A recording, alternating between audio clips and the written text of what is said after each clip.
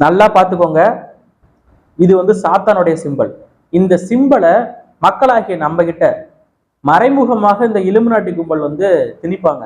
அதை நீங்க பார்க்கக்கூடிய சினிமாவில் வரலாம், ஏதோ ஒரு இடத்துல மறைமுகமாக நம்ம கிட்ட இந்த சிம்பல் எல்லாம் காட்டுவாங்க. சாதாரண பொதுமக்களால இது வந்து இலுமினாட்டியோடைய சிம்பல், இது வந்து சாத்தானுடைய சிம்பல் அப்படின்னு புரிஞ்சுக்க முடியாது. அதுக்கு வந்து 6 அறிவையும் தாண்டி 7வது அறிவாக யோசிக்க வேண்டியது இருக்கும். ஐம்பூதங்களையும் கட்டுப்படுத்தி ஒரு ஆகச்சிறந்த சிந்தனையாளனா இருக்கக்கூடிய நபர்களால மட்டும்தான் இதை வந்து கண்டுபிடிச்சு பேச முடியும். அப்படிதான் நம்மளுடைய அண்ணன் பாரிசாலன் ஆகச்சிறந்த சிந்தனையாளர், தமிழ் தேசியவாதி, மறைமுக அதிமுக ஆதரவாளர் வந்து இத கண்டுபிடிச்சு தொடர்ச்சியாக மக்கள் மத்தியில இந்த இலுமினாட்டி கும்பலை அம்பலப்படுத்தி வந்திருக்கிறாரு. அதன் வரிசையில நடிகர் விஜய் அவர்கள் நடிச்ச பீஸ்ட் என்கிற திரைப்படத்துல அரபி குத்தி என்கிற ஒரு காதல் பாடல், அதுல வந்து நல்லா டான்ஸ் நல்லா அருமையா ஆடி இருப்பாங்க. பாட்டோட வரிகள் தான் நமக்கு புரியவே புரியாது, நம்ம கட கட கடன்னு போற மாதிரி இருக்கும். அந்த பாடல் வரியில ஒரு வரி, hey cutie, hey sweetie, hey beauty, அதுல மாட்டி தமிழர்களாகிய நம்ம மாட்டி மெல்லமா மெல்லமா காலி ஒரு வரி வருது. கியூட்டி, ஸ்வீட்டி, பியூட்டி, அது கூடவே ஒரு ஈட்டி வருது.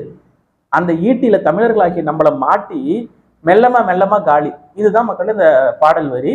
அந்த வரியில தான் வந்து இந்த சிம்பலை வந்து விஜய் காட்டியிருப்பாரு. அது மட்டும் இல்ல, மாஸ்டர்னு ஒரு படம், அந்த மாஸ்டரே வந்து ஆங்கிலத்துல அந்த பெயரை வெளியிடுறாங்க. மாஸ்டர்ல MASTER, அந்த ஏ வந்து முக்கோண சிம்பல்ல இருக்கும். எம்முக்கு அடுத்ததா இருக்க ஏ முக்கோண சிம்பல்ல ஏ மாதிரியே இருக்காது, வெறும் முக்கோணம் வச்சிருப்பாங்க. அந்த முக்கோணமும் இலுமினாட்டியோட சிம்பல் தான் மக்களே. இதை வந்து சத்தியமா சொல்றேன், நீங்க வந்து இதை சாதாரணமா எடுத்துட்டு சிரிக்கலாம், கடந்து போலாம். இதெல்லாம் வந்து நமக்கு தோணல பாருங்க. ஊர் உலகத்துல எத்தனை அறிவாளிகள் இருக்காங்க, அவங்களுக்கு எல்லாம் தோணாத இந்த சிந்தனை பாரிக்கு மட்டும் தோணி இருக்கு பாருங்களேன். இந்த ஒரு இடத்துல நம்ம பாரிய பாராட்டலாம்.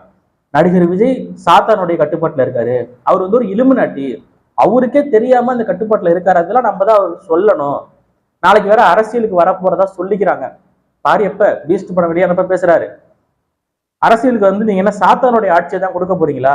சாத்தானுடைய ஆட்சிங்கிறது மரண ஓலங்களும் ஒப்பாரி சத்தமும் நிறைந்த ஒரு ஆட்சியாகத்தான் இருக்கும். இன்னைக்கு இன்னைக்கு ஆட்சிக்கெல்லாம் வரல, திரும்பும் இடமெல்லாம் ஒப்பாரி சத்தம் கரூர்ல, போகும் இடமெல்லாம் பின்ன உழுவுது. விஜய் எங்கெங்கெல்லாம் போனாரோ அங்கெல்லாம் வந்து ஒரு 3-4 பேர்த்தையாவது காவு வாங்கிட்டு தான் வந்திருக்காரு.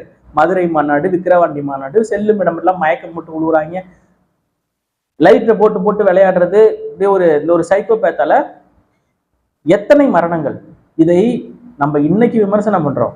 அன்னைக்கே அண்ணன் பாரிசாலன் அவர்கள் இதை பற்றி பேசி, விஜய் வந்து ஒரு சாத்தானுடைய கட்டுப்பாட்டில் இருக்கக்கூடிய அரக்க குழந்தை, இவர் அரசியலுக்கு வந்தாலும் அது சாத்தானுடைய ஆட்சியை தான் கொடுப்பாருன்னு அன்னைக்கு கண்டுபிடிச்சு பேசியிருக்காரு பாருங்க.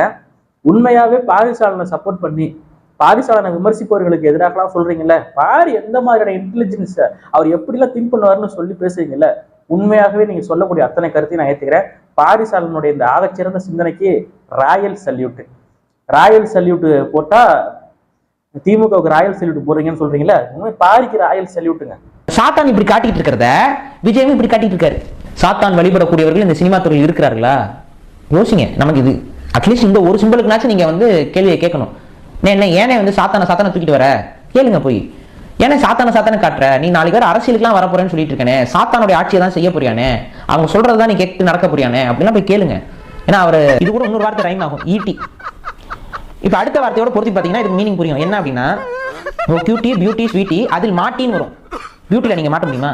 கியூட்டில நீங்க மாட்ட முடியுமா? ஸ்வீட்டில நீங்க மாட்ட முடியுமா? ஆனா ஈட்டில நீங்க மாட்டணும். ஈட்டி எடுத்து குத்துனா நீங்க அதில் மாட்டிக்கீங்க. ஸோ ஈட்டில மாட்டி அப்படிங்கிறத, அந்த ஈட்டிங்கிற வார்த்தை வரணுங்கிறதுக்காகவே இங்க கியூட்டி, பியூட்டி, ஸ்வீட்டின்னு மறைமுகமா சொல்லி வச்சிருக்காங்க. என்னன்னா அது ஈட்டி தான். இந்த இடத்துல பாரிசாலன் அவர்களுடைய இந்த பேச்சு, அவருடைய இந்த சிந்தனை மிகுந்த ஆற்றலை நாம் பயன்படுத்தி கொள்ள வேண்டும்.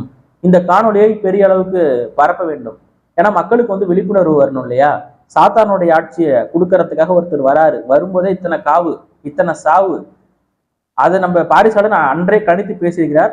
உண்மையாவே அண்ணன் பாரி அவர்களுக்கு மிகுந்த நன்றியை தெரிவிச்சுக்கலாம். ஆனா அதே பாரிசாலன் அவர்கள் இன்னைக்கு இந்த சாத்தானுடைய இலுமினாட்டிய விஜய ஆதரிக்கிறாருங்க. நீங்க ஏன் விஜய் அடிக்கிறீங்க? விஜய் ஏன் டார்கெட் பண்றீங்க? ஆமா பண்ணுவோம் தான், காவல்துறை தப்பு பண்ணிட்டாங்க, திமுக பத்தி ஏன் கேள்வியை கேட்க மாட்டேங்கிறீங்க, உளவுத்துறைக்கு தெரியாதா? இருக்கட்டும்பா. இப்ப நாம் தமிழர் கட்சி தான் ஒரு கூட்டம் நடத்துது, அந்த கூட்டத்துக்கு வந்து அனுமதி மட்டும்தான் கேட்பாங்களே ஒழிய பாதுகாப்பு கேட்க மாட்டாங்க. ஏன் தெரியுமா? ஒரு ராணுவ கட்டுப்பாடு கொள்கை பிடிப்புள்ள ஒரு கூட்டம். இந்த கூட்டத்துக்கு பாதுகாப்பு தேவையில்லை, அவங்களே ஒழுங்கா இருப்பாங்க, வருவாங்க, எல்லா ஏற்பாடுகளையும் பண்ணுவாங்க, கழிவறை இருக்கும், தண்ணீர் குடிக்கிறதுக்கு வசதி இருக்கும், எல்லாமே இருக்கும். இந்த ஏற்பாடுகளை எல்லாம் பண்ணி வச்சுட்டு தான் ஒரு கட்சியின் தலைவன் அங்க வரணும், முதல்ல சொன்ன நேரத்துக்கு வரணும்.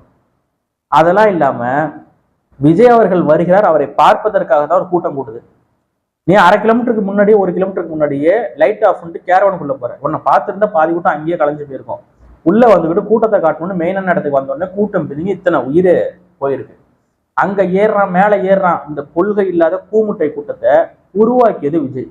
தன்னுடைய ரசிகர்கள் ஒரு விசிலடிச்சா குஞ்சுதாங்கிறத விஜய் அவர்கள் முதல் மாநாட்டிலே சொன்னாரு. மற்றவங்கள மாதிரி நம்மளையும் விசிலடிச்சா குஞ்சுன்னு யாரும் சொல்லிடக்கூடாது அப்படின்னு சொல்லி பேசியிருப்பாரு. ஏன்னா விசிலடிச்சா குஞ்சுதாங்கிறது விஜய்க்கு நல்லாவே தெரியும். இவங்களுடைய நோக்கமே, விஜய் அவர்கள் ரசிகர்களோட நோக்கமே விஜயை பார்க்கணும், எப்படியாவது அவர்கிட்ட ஒரு செல்ஃபி எடுக்கணுங்கிறது தான் நோக்கமே ஒழிய கொள்கையும் கிடையாது, கோட்பாடும் கிடையாது. அடிப்படையிலேயே இந்த கரூர் சம்பவத்தெல்லாம் விட்டுருங்க, அடிப்படையிலேயே விஜய் நம்ம எதிர்க்கணும். இன்னொன்னு திராவிடத்தை தூக்கிட்டு வர்றாரு, முழுமையா எதிர்த்து முடிச்சு கட்டணும். திராவிடத்தையே ஒழிக்கணும்னு தான் ஒரு திராவிட ஒழிப்பு மாநாடு போட போனா, நீ அந்த திராவிடத்தை தூக்கிட்டு வரவன நீ ஆதரிக்கிறனா நீ தான் 1ஆம் நம்பர் அயோக்கியன்.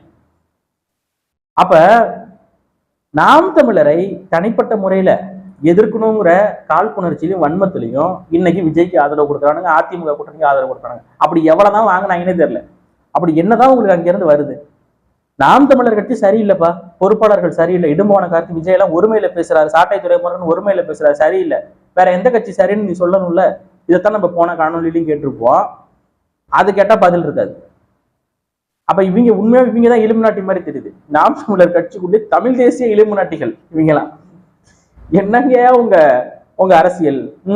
உங்களுடைய எதிர்கால நோக்கம் தான் என்ன? ஒரு அமைப்பு ஆரம்பிச்ச என்னதான் அந்த அமைப்போட நோக்கம் என்ன? மக்களுக்கு நல்லது பண்றதா? வீடியோ போட்டுட்டே இருந்தா எங்கேயே நல்லது நடக்கும். அமைப்பு தொடங்குவது எளிது, தொடர்வது கடினம். எப்படி? தொடங்குவது எளிது, தொடர்வது கடினம். அமைப்பு ஆரம்பிச்சிங்க, வழக்கறிஞர் பாசரே, அவங்க வழக்கறிஞர்கள் வந்து அதிகமா இணைங்கன்னு சொன்னீங்க. அடுத்த கட்ட நகர்வு என்ன?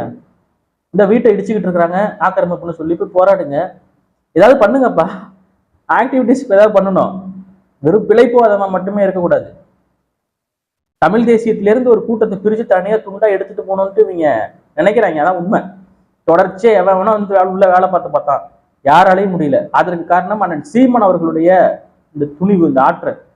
அவரை தாண்டி இங்க எவனாலையும் ஒண்ணுமே பண்ண முடியல. இல்லைன்னா என்னைக்கோ இந்த திராவிட சதியில திராவிடர்கள் அனுப்பி வைத்து இந்த இவர்கள் பண்ணக்கூடிய வேலையில என்னைக்கோ கட்சி காணாமல் போயிருக்கும். அந்த அளவுக்கு அவதூறையும் அடக்குமுறையை சந்தித்த ஒரு கட்சி. இன்னைக்கு விஜய் வருகையால நாம் தமிழர் கட்சியின் வாக்கு சிதறும், உடையும் இப்படின்னு தமிழ் தேசியத்துக்குள்ளே உட்கார்ந்துட்டு ஒரு கும்பல் பேசுது. விஜயை ஆதரிக்கிறாங்கங்க. விஜய் ஆதரிக்கிற அளவுக்கு இந்த தமிழ் தேசியவாதிகளுக்கு புத்தி மடங்கி போச்சா? விஜயெல்லாம் இந்த ஒரு பிரச்சனை மட்டும் இல்ல, விஜயெல்லாம் வந்து ஒட்டுமொத்தமா முடிச்சு வீட்டுக்கு அனுப்பி விட்டுருணும். திராவிடத்தை தூக்கிட்டு வர ஒரு விஜயெல்லாம் எப்படி நீங்க ஆதரிக்கிறீங்கன்னு கேட்கிறேன். ஒரு துளி ஆதரவு கூட விஜய்க்கு நம்ம போகக்கூடாது, அனுப்ப கொடுக்க கூடாது. ஒரு சாதாரண பாமரனா இருந்தா கொடுக்கலாம், ஏதோ பாதிக்கப்பட்டவங்க கொடுங்கப்பா அப்படின்ட்டு. பணம் படைத்த மிகப்பெரிய சர்வதேச அளவுல லிங்க் இருக்கக்கூடிய இலுமினாட்டி, சர்வதேச கைக்கூலி, அவங்களுக்கு இல்லாத சப்போர்ட் இல்லை. அவங்களுக்கு நீங்க ஒன்றும் சோசியல் மீடியா மூலமா சப்போர்ட் கொடுத்து அவங்களை காப்பாற்றணும்னு இல்லை. அவனுக்கு தான் சொல்லிட்டு இலுமினாட்டின்னு, அவன் சர்வதேச கைக்கூலி. அவனுக்கு பெரிய பெரிய அட்வொகேட், எல்லாம் காசு இருக்கு, எல்லாமே வருவாங்களே, கிறிஸ்தவ நாடுகள்ல இருந்து எல்லாமே வருவாங்களே. உனக்கு என்ன பிரச்சனை? நீ எதுக்கு அவனுக்கு ஆதரவு கொடுக்குற அப்படின்னு தான் கேட்கணும்னு மக்கள் கேட்கறாங்களோ இல்லை, நம்ம கேட்கணும்ல. அதனால பாரி அவர்களுடைய இந்த இலுமினாட்டி சம்பந்தப்பட்ட காணொலியை அதிக அளவு பகிர்ந்து மக்களுக்கு விழிப்புணர்வை ஏற்படுத்துங்கள் தோழர்களே. மீண்டும் ஒரு காணொலியில் சந்திப்போம். நன்றி, வணக்கம்.